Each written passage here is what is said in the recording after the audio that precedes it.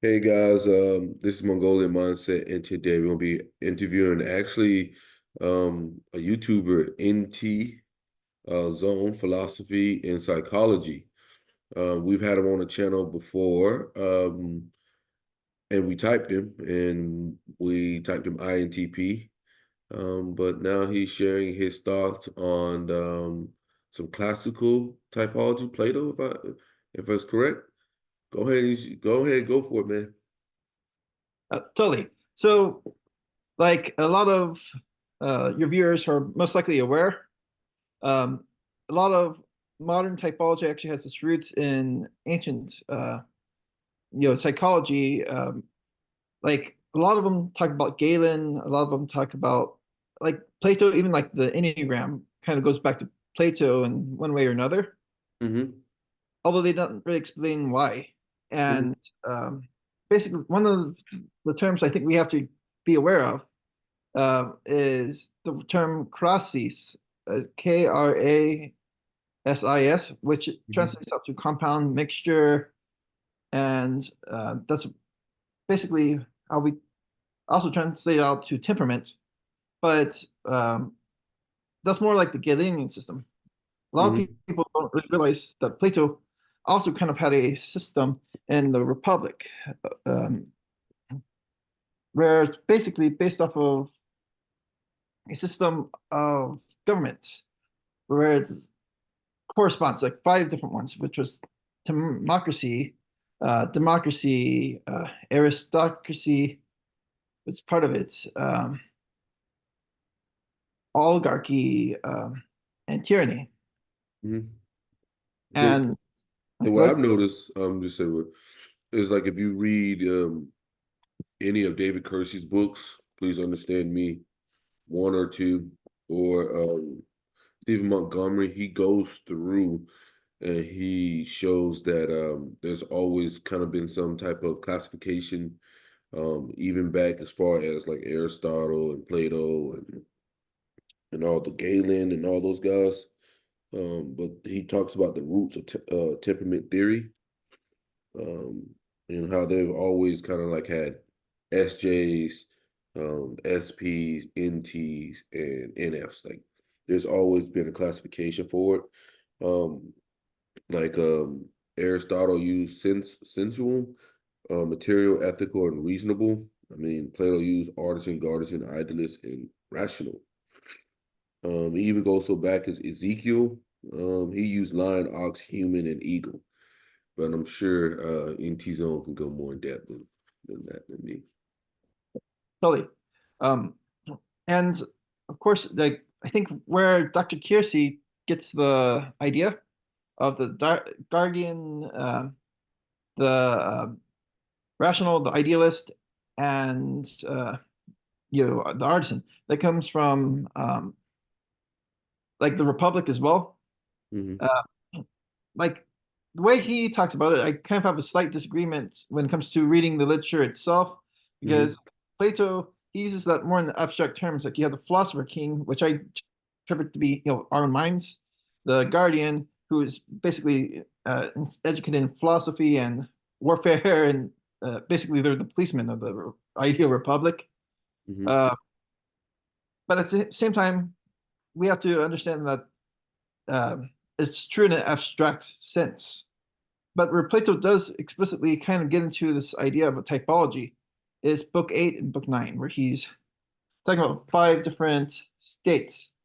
In fact, like in the book, like in book 8, he says, through Socrates, are you aware then that there must be as many forms of human character as there are constitutions? Or do you think constitutions arise from oak and or rock, and not from characters of the people and cities which tip the scales, so to speak, and drags the rest along with them? Hmm. Then Glaucon responds, no, they could not possibly rise from anything other than that. Socrates responds, so if there are five cities, there must also be five ways of arranging private individual souls. Hmm. And like I would also have to say that there's a practical way to look at this. very idea that each of us tend to approach groups in different ways. You always have that one guy who wants to take charge and have all that power to himself. Call him monarchist, the king, the tyrant. Yeah, If it's yeah, like too the slow, tyrant. the guy who's like very laid back. Okay, common opinion says this. We're going to preserve this. That everyone has freedom, conformity, and so on. Basically your classic ESFJs and stuff like that.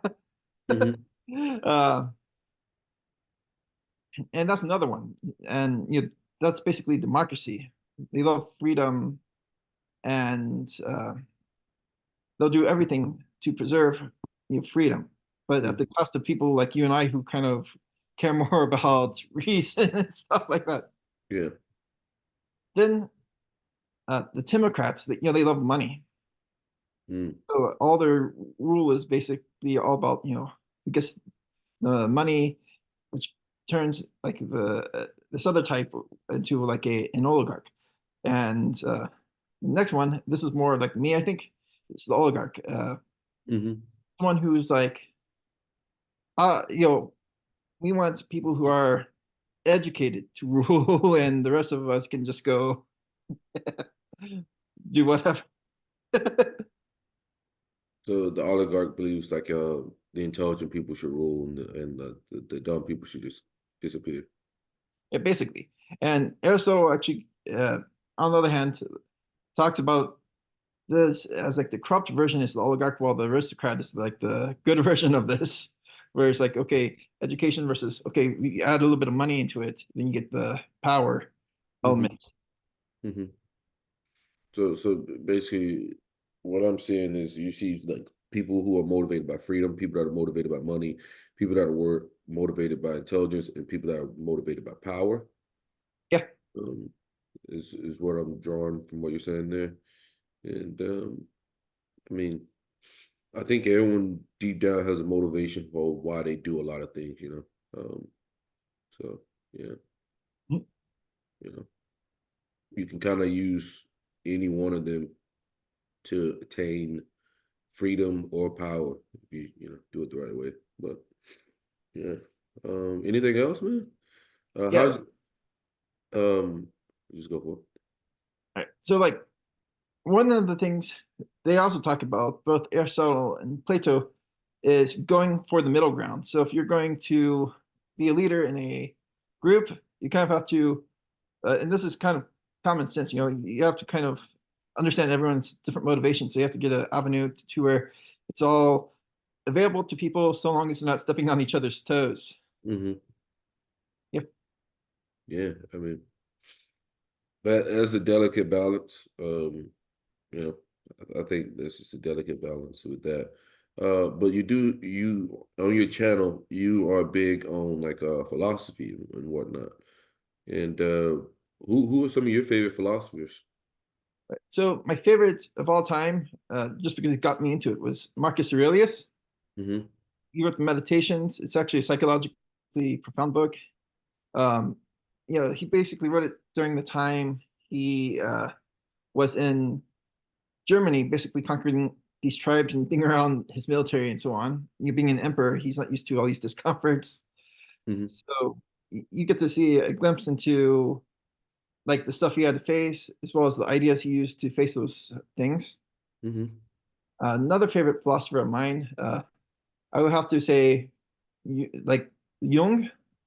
He's more known obviously for his psychology, but you Hmm. can actually look at his writings. He's influenced definitely by different philosophical groups. Hmm.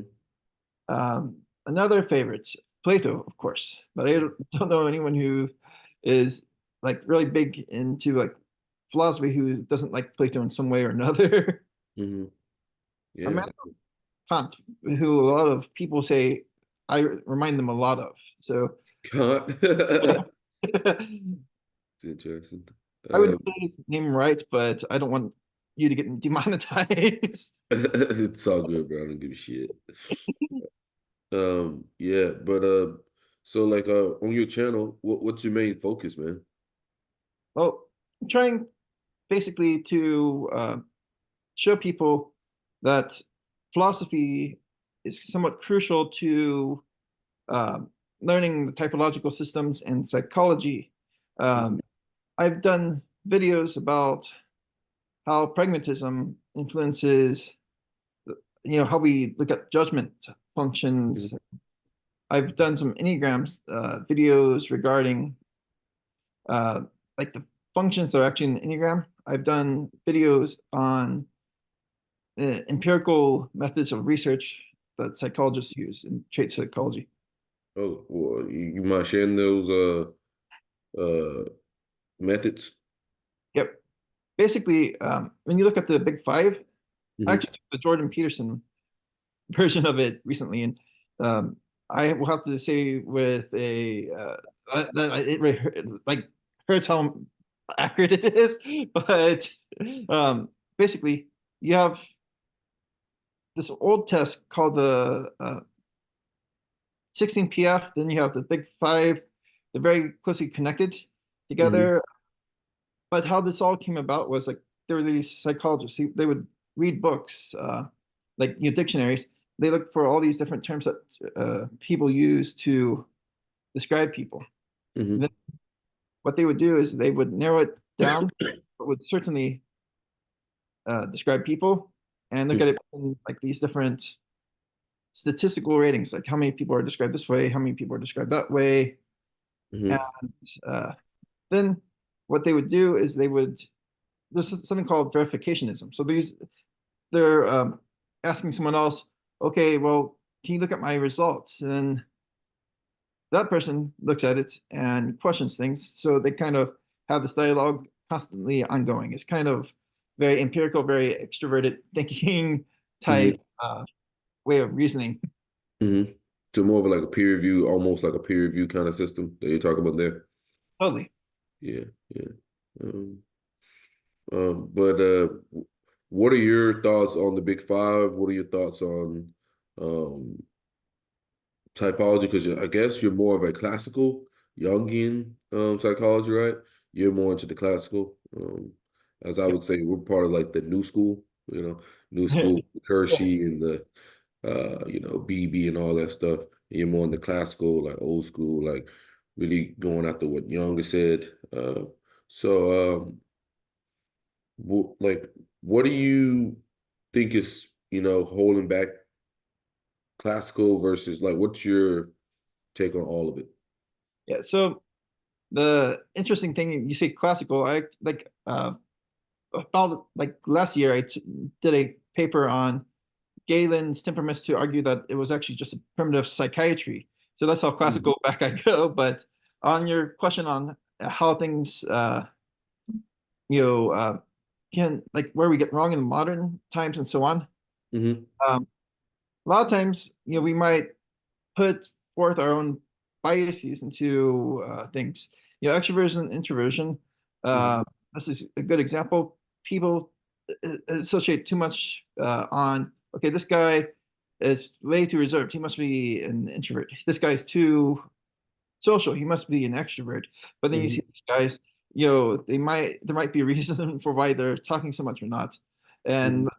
yet, when you also look at Jung, he talks about that like introverts are more uh, inward focus, like subjective. I have to filter things out through my ego.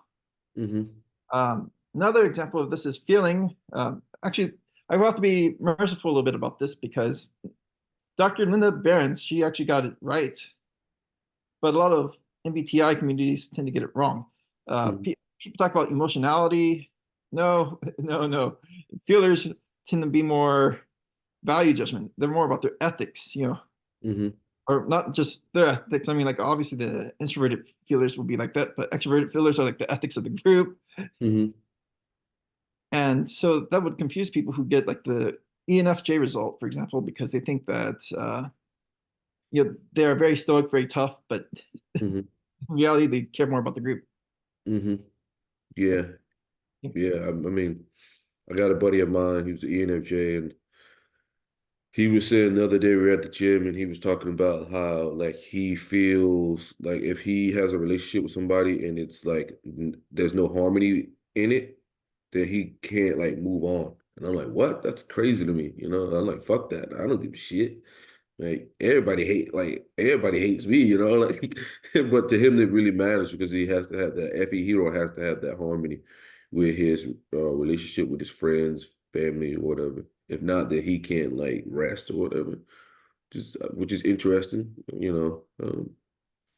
You but yeah, I think um typology as a whole, I think there's just too many blog spots and all that type of shit where people get incorrect information, and then once you get incorrect information, there's no way you can even get close to getting somebody's type right or even figuring out your own type right because you got bad data. You know, it doesn't matter if you're a T user or a TI user.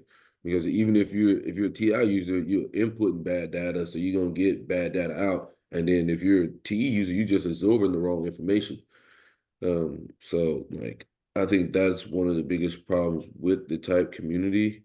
And I think so many people are so obsessed with like other people, you know, like obsessed with somebody else's type, like it's theirs or something. It's like, bro, that's kind of weird, man. I mean, you got to live your own life, you know, like no matter whatever type you are, you have to go out into the real world and you have to perform. It doesn't So matter what type you are. That's just the reality of it. You can be, you know, INTP. I don't care. You still got to pay bills. You gotta get out here and you gotta make something happen. Um, but that's one of the biggest things I see with the community here. A lot of people don't actually use it to actually grow. yeah, totally. That's the problem. Yeah, and I think Young actually got like I don't have the documents on me, Mhm, um, but you could probably like the viewer could probably look it up. But there are correspondences he did with Isabel Myers, where he mhm, kind of got angry at her because she didn't really get his system right. mhm. He's Oh, all really? I didn't know that. he's basically all about individuation and so on. Isabel Myers is like, yeah, she said something along the lines of, yeah, I agree that it's possible, but I don't see why you should want to go beyond your type. And so even back then, there was a lot of problems. Like, so I have to say, like, uh, Young, he's more into like the idea of overcoming your one-sided thing. One Like sidedness, yeah. you and I are both thinking types. Hmm. Of course, I have the introverted bias. You have the extroverted bias, or attitude. Um, I could totally do extroverted thinking too if I want to. You could totally do introverted thinking too if you wanted to. Hmm. No problem. But like the feeling, we're very uncomfortable with that. Yeah, yeah, we're both uncomfortable with that.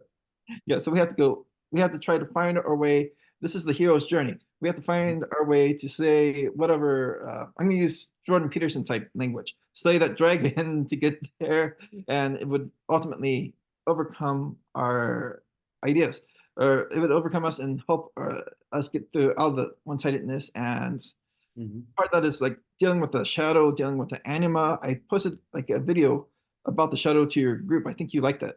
Hmm. I'm not mistaken, but yeah. Yeah, I mean, what people don't, I don't think people really realize is that we've been using a set of functions our entire life. Um, so like it's a lot easier for us to use those because you've been using TI all your life. That's your go-to. You're going back to it, and because you've always like kind of not used FI or FE, like when you try to use it, it's unstable. You know, as opposed to like an INFP or INFJ, they've been kind of using that their entire life. So it's kind of like basketball. It's like a skill. Like we're let's just say if we were talking basketball level, our TE we can shoot from 3 point land. Like you can shoot from 3 point, you know. But when we try to use FI or FE, we got to get close to the basket because we just don't have the the skill or the practice or whatnot. But everything boils back to practice. You know, like the more you try something, the more you do something. You know, we most of our lives we're like, oh, FIFE, oh, get away from me. Like, you know, what does the textbook say? What does the knowledge? So we've always kind of built our TITE, even though like we have a preference. I have a preference for extroverted thinking. You have a preference for introverted thinking, but we can do both. And that's the only way you get to a certain level of intelligence in general is being able to do both. Um, but yeah, I think, like I said, I think people should realize that, everything is like a little muscle. The more you try it, it may suck at first, but over the course of time, it will get a lot better. Totally.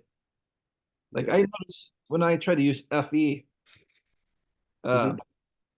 like I'm not going to give any particular examples because that would be like airing out dirty laundry, which I don't Hmm. want to do. But it's like I end up getting really upset with whatever's going on. So I don't like that. So I try to avoid it. Hmm. But at the same time, I have to do that at some point Yeah. if I want to actually live my life and live it well. Yeah, yeah. I mean, Christian actually gave pretty good advice on how you can like how people can develop FE a lot better. He said just be around more people because the more you're around people, the more you have to pick up on other people's emotions and feelings and stuff like that. Um, and by doing that, you'll get a lot better with it. Christian's ISTP, and his FE is actually pretty good. But that was what he said. Best case of action for you is to be around a lot more people. But INTPs don't really want to do Like that. I tell you my Jordan Peterson score on extroversion. It was about 5, and I was answering very honestly. My Oh, you agreeable got was worse. oh, you got 5 for extroversion? Yeah, Oh, wow. I haven't taken Jordan Peterson test, but I have taken like the big five, whatever, and I score like for extroversion, it's like 90 or some shit, yeah. 90 or something. And then like you got the conscientiousness and stuff. I always score really high in that. Openness is probably like usually like 75-ish, something around there. That's my Um, highest score. I was not like 96 if I remember right. oh, really? On what? On openness? Yeah, I would figure because the NE and the TI would create a crap load of openness. Um, but for me, it's like conscientiousness, extroversion. My neuroticism is like 10 or something like that. Like I don't really feel like anything. I don't know what is your neuroticism at. Usually, I don't know. INTPs be having that shit kind of high. I don't know what it is. yeah. Let me pull it up really quick. I think it was around 24. 24, yeah, mine was like I think it was like 10 or 12 or something like that. Very low. But I mean, that just shows, NTs, man. Very low with neuroticism. My agreeableness is like like pathetic 0. Yeah.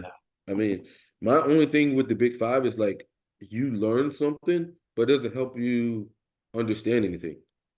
Like I it doesn't help you like use or do anything. It's just like, oh, my neuroticism is high or low. Okay, what do I do with that? Oh, my conscientiousness is high. What do I do with that? It's like there's nothing there. It's just like boom, data there. Like, where is it? Like, it's not saying, hey, you're low in FE and you should probably work on FE, or yeah, you're low in this, this is gonna be a problem for you. That's my big problem with that. It I doesn't agree. actually allow people to like actually grow. Yep. That's very much true. And that's the thing I always found annoying about the big five. Um, but like if you compare it to like the 16 PF, like there's like don't ask me to name all of them because like there's quite a few traits. Hmm. Uh, the reason why the big five is so known for its accuracy is just because it's very vague. Hmm. Like with factor analysis, the more factors is like the more likely it's going to get it wrong. Hmm. And it's just a mathematical fact. But you can't really do much with the factors unless you have someone who's like well trained in the personality psychology, trait psychology, who actually has a little bit of life experience or a good mind to Hmm. tell you, okay, how can I get these scores improved where I want it? Hmm. Yeah. What are your thoughts on Enneagram? Enneagram, I actually would say, out of all the current day systems today, Hmm. probably my second favorite. My very favorite is, of course, Kiersey. But my second favorite of the current Is system, it Kersey or Kirsey? Is it Kersey or Kersey? Kirsey. I'm not Kersey? Kiersey sounds about right, but Yeah. yeah. If I got that wrong, I'm sorry. But Oh, Kersey. I don't know. I'll probably be fucking up his name, David Kersey. I don't know. yeah. My take on it is I look at Enneagram and I look at it differently than I look at MBTI because I feel as though with Enneagram, there's more step by step growth for you. And overall, I think that's the bigger bang for your buck. Because you don't want to be the same person you were a year ago. Like, I don't want to be the same person I was a year ago. That means I wasted an entire year. But Enneagram, it talks about, how you were a kid, things that you go through, things that you're trying to run from, that type of level. And then some of the Enneagram stuff goes into like, the instincts and stuff like that. That's pretty interesting as well. The Narangio. And then it also goes, if you look at the other guys, it also goes to like the levels, like maybe level 1, level 2, level 3. So like that to me is a lot more helpful. Oh, I agree. And some of these So guys give you these really good exercises. Like one of the books is like the Essentials of Enneagram. It's like a very nice little uh, yellow book. It gives you like these meditative exercises that you need to grow as a person. yeah, yeah. I think like if you're a person and you actually want to like be a better version of yourself, Enneagram is probably the best system for that. I think so for sure.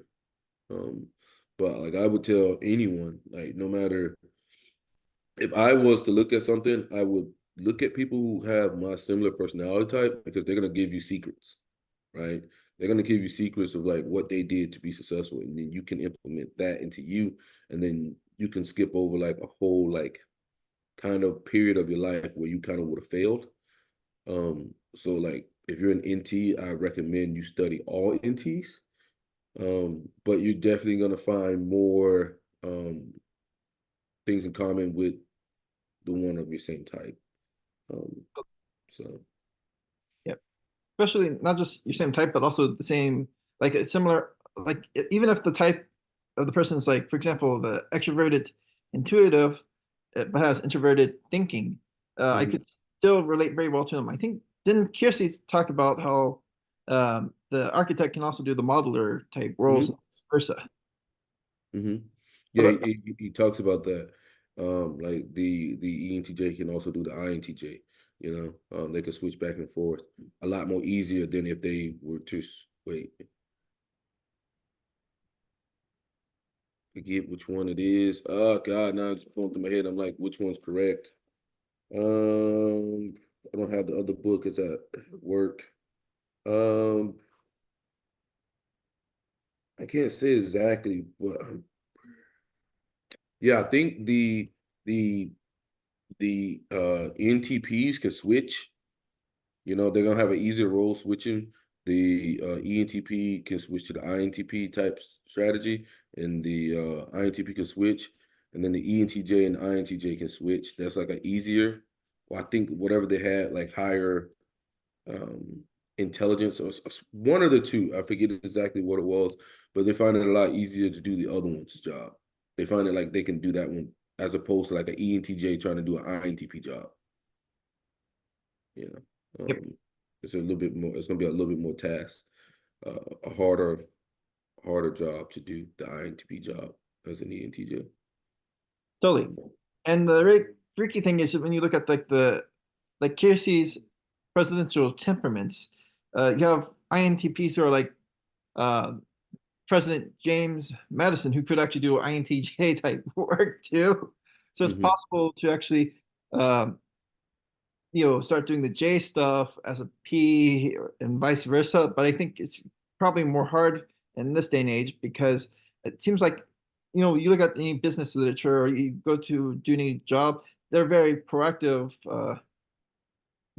biased. So the J stuff seems to work for modern society. So it seems like the growth is usually the P to J, not so much the J to P. Yeah, I mean, well, now, I mean, I think more than ever, I think intuitives are going to find life a lot easier. You know, I think like a couple hundred years ago, I think you'd have a little bit more trouble because things are so much more accessible, so much easier to get into. I definitely think those with NE are going to be dominating, just because of the creativity. Like the creativity and being able to make things accessible for everyone quickly. And if you can do that, you can make a lot of money easily. You know?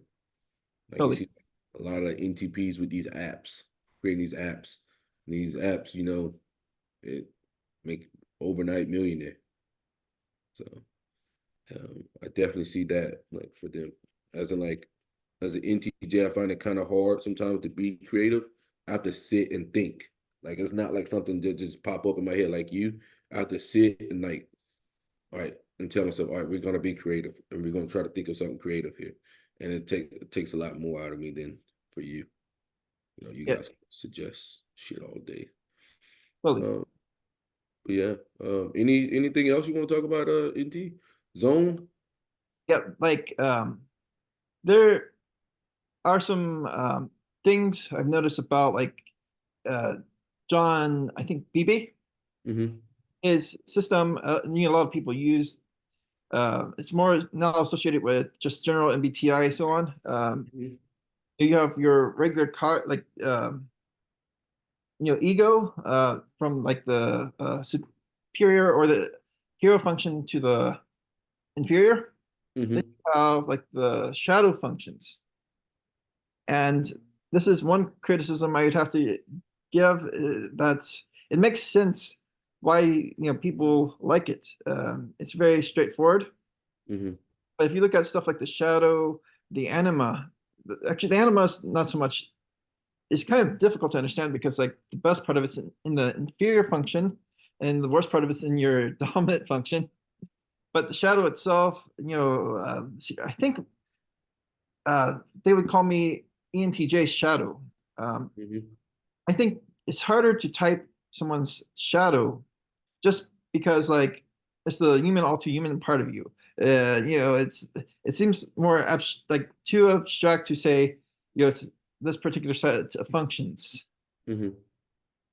And when I read it, I tried to read Jung about this, and he didn't seem to imply a certain like I haven't worked out all the ideas to my interpretation of Jung on this, Mm-hmm. but he seemed to imply that the conscious function is your dominant function, while everything else is kind of unconscious.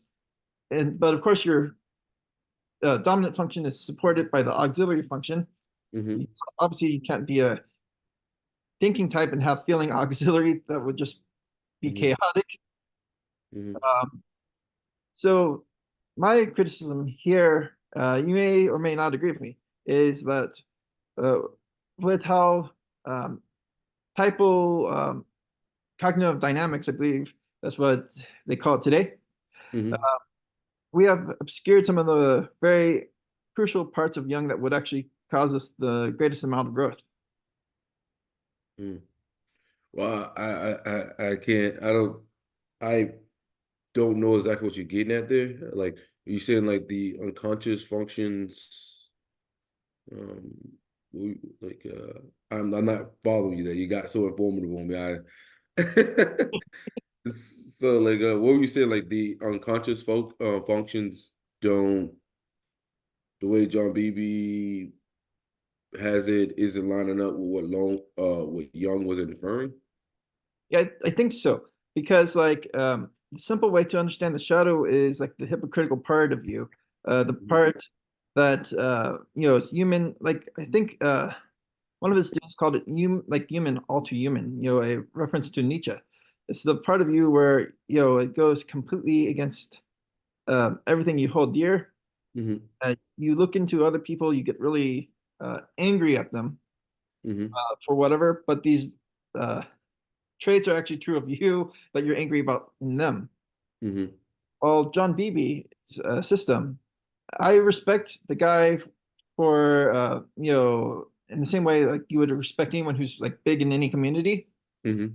But for me, like this type of idea, which makes sense, it also really just obscures the shadow. So like we cannot do the shadow integration so easily. If I were to say, okay, well, my shadow is an ENTJ, so I need to act like an ENTJ. Well, what if my shadow being still an INTP has more to do with me being a little bit more irrational? And ENTJ is not irrational. ENTJ is very rational. So to me, it doesn't make sense. Mm, I agree with you. Yeah, I mean, to what I get from it, okay, when I look at all of the functions, right? No matter what function it is, it creates a um an opposite effect. Okay. Like the hero, um like the four top functions create the distortion of the shadow, right? Because you have, let's say you have TI hero, right? Because everything to you has to be logical, right? You're gonna create a problem here, right? Like TE is gonna get in your way because TE wants to get things done, quick, fast move, right? So TE is naturally objective to your TI, right? Because you care about, okay, everything has to make sense. Everything has to make sense. I do not move forward until everything makes sense. Then you got that TE person like, yo, fuck that shit, move. Just keep moving, like whatever, man. We'll fix that later. So that's gonna be opposing your, TI. It's like, no, no, no, no, no. This isn't correct. Slow down. This isn't right. You know. And then you have what NE, right? And because you're always looking at the possibilities or whatnot, you're also creating a problem with your NI. See what I'm saying? Yeah. You're looking at all these different possibilities. So when you're always looking at all these possibilities and you're aware of all these possibilities, you don't know exactly where you want to go. It's kind of like no matter like they create like a hole in themselves, you know. That's the way I see it. I don't think you can just be an INTP and be like, yeah, I'm gonna be an ENTJ. Like that's not gonna work for you because it's just not who you are. But what you can do is what John Beebe talks about is foregoing the child function, right? Because if you forego the child function, it allows you to assimilate the trickster um into your ego or whatnot, which allows everything to flow from there. So like for me, it would be foregoing SE. Like, okay, forget about it. And that would allow me to work on SI.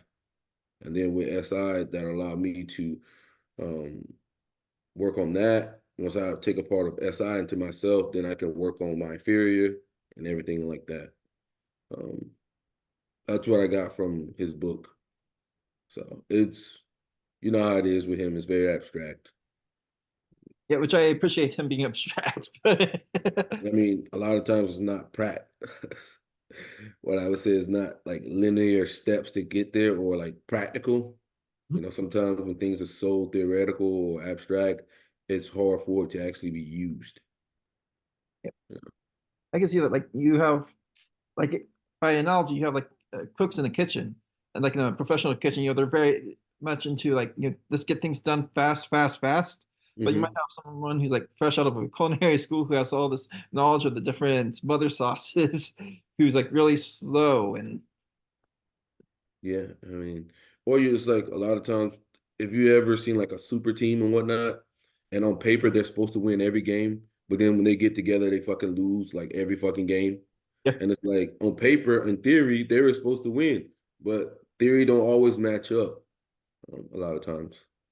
So yeah, um, that's how I see it. But man, it's been a pleasure, man. Dale, we have to have you on again. Anything you want to say before you go? Yeah. Um, just a quick thing for people who are interested in philosophy and psychology. If you read um, Pragmatism by William James, he gives us some really great stuff. Jung himself actually cited, which can actually clarify a lot of stuff um, like introverted thinking, extroverted thinking, and what Jung actually meant by that. Hmm. and that would just give you a taste into why like philosophy is so important to this type of activity. Yeah, yeah. Well, you guys follow Dale over at xNTx underscore zone, philosophy and psychology. He's gonna be giving you guys more deep dive into more of the classical Jungian. I don't know why, but every INTP loves Jung's work and they feel like they got to go back to Jung's work. And I'm just like, yo, bro, it's so outdated. It's from he died in 1960. Why are we talking about this guy 60 years later? There's been too many improvements, but they get on me about that all the time. Um, but Dale, it's been a pleasure, man. I'll see you around, brother. Yeah.